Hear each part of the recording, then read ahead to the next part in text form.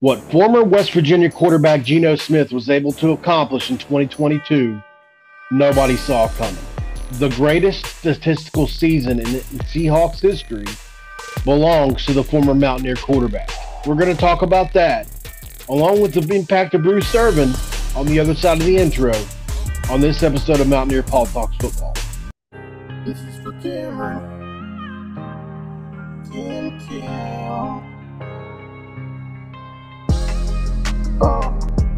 What is up, guys? Welcome in. My name is Mountaineer Paul, and you've landed yourself again here at Mountaineer Paul Talks Football. Really appreciate you guys for stopping in this morning as we talk about one of my favorite subjects, and that is Geno Smith and the excellent season he put forth as an NFL quarterback this year. We are talking about an historic season for Geno Smith. He was written off, and so comes the comment, they wrote me off, but I didn't write back. One of the great comments of all time from Geno Smith. After riding the bench, learning from great quarterbacks, let's go through it a little bit. So he learns from Mark Sanchez first, which not one of the great quarterbacks of all time, but certainly had his share of successes in New York, right? They go to 2 FC championship games. Then he moves on. He goes to New York, learns from Eli Manning for a couple of years. And then he moves on to San Diego/LA and the Chargers and is able to learn from Philip Rivers and the great quarterback he was. Finally, he lands in Seattle. He was able to learn under the great Russell Wilson during Russell Wilson's heyday and is able to learn how to prepare and be a pro quarterback. And he really soaked in this information. And he never lost faith in himself. Through all that, Geno Smith was able to foster in one of the great stories of the NFL season and in NFL history, certainly in Seahawks history, breaking 3 records in the process as a passer in Seahawks history. Oh, and by the way, the playoffs. Before we go any further, guys, I just wanted to remind everybody, just move your finger a couple inches or that mouse clicker and like the video for me. It's saying that over 80% of the people that watch my videos are not liking the videos. And if you're not subscribed to Mountaineer Paul Talks Football, please do me a favor and subscribe to the channel, guys. I'd be really appreciative of you guys for doing that. Also, drop a comment below. Want to hear your thoughts on Geno Smith, Bruce Irvin, the seasons that they both had, what they mean to you guys as Mountaineers. Are you guys rooting for the Seahawks, even over maybe your favorite teams in the upcoming playoffs? I would surely love to know about that.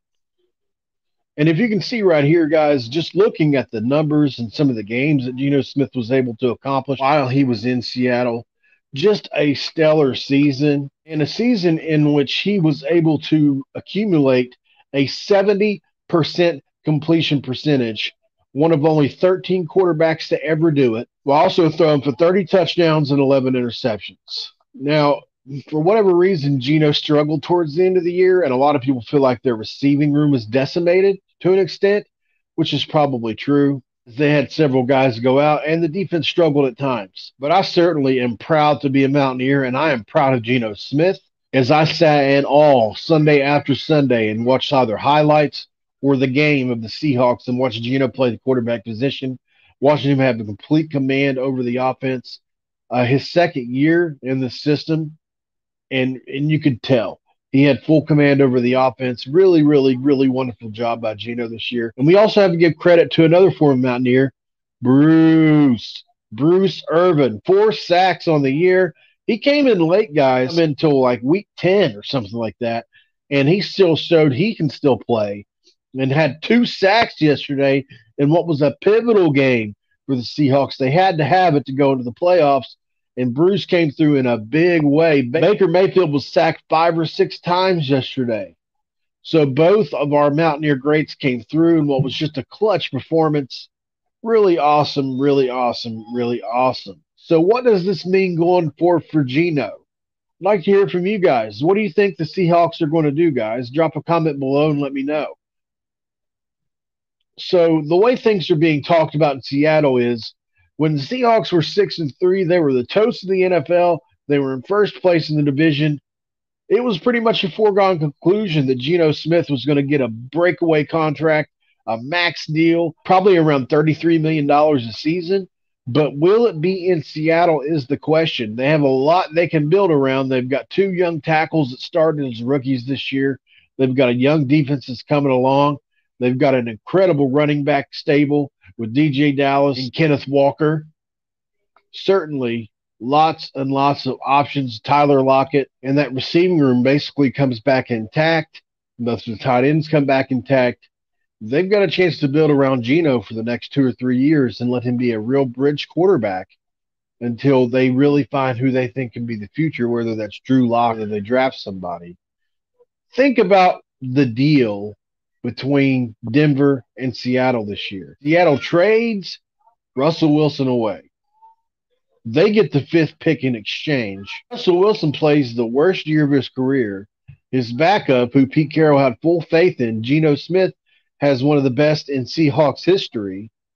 So basically what happened was the Seahawks leveled up at quarterback, and they got the Broncos' 5th pick. Thank you. We'll take it. Insane.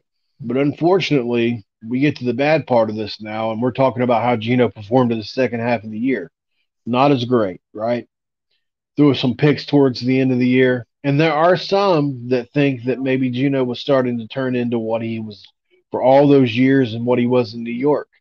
What they won't say is that the receiving room is decimated, which played a huge role, I think, towards the end of the year for Geno Smith. And so looking ahead now, we have Seattle will be in San Francisco for that round of the playoffs. It's going to be a tough game for the Seahawks. They have not beaten the 49ers this year.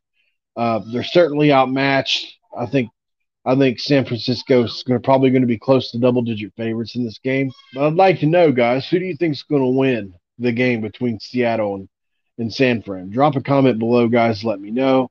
Also, like I said, guys, if you're not subscribed to Mountaineer Paul Talks Football, please go ahead and hit that subscribe button, guys, and like the video as well. We really appreciate that. It's been really fun to watch Geno and Bruce this year, guys. The last time we saw those two on the field together was really, really happy days for the Mountaineers. That was the Orange Bowl 2012, 70-33 against Clemson. So it's been a while since we've seen those guys play together, and they're arguably playing even better as a whole now than they were then. Let's keep pushing them on. Let's keep rooting them on, guys. Like I said, guys, drop a comment below. Would surely love to know what you guys thought about that. Really appreciate you guys for tuning into this episode of Mountaineer Paul Talks Football. This episode is over. I am out. This is for Cameron. Cam. Oh.